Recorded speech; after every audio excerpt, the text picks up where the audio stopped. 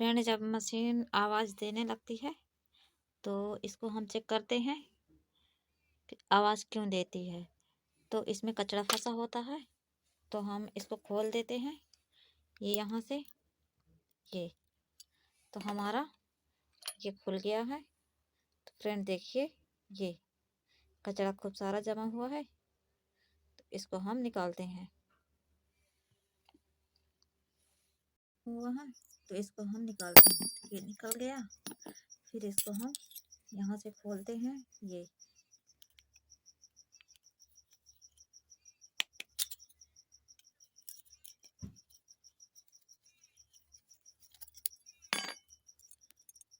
तो ये खुल गया, ये अलग अलग हो गया।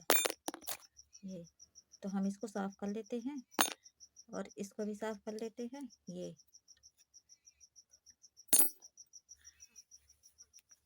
तो हमें यहाँ साफ कपड़ा से इसको ऐसे पोंछ देते हैं। ये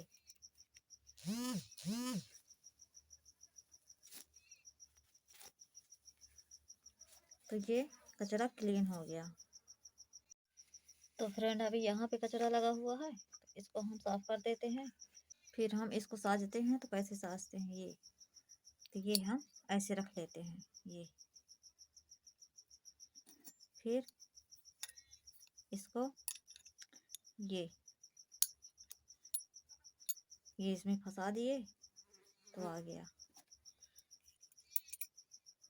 फिर ये नट को लगा देते हैं, स्क्रू।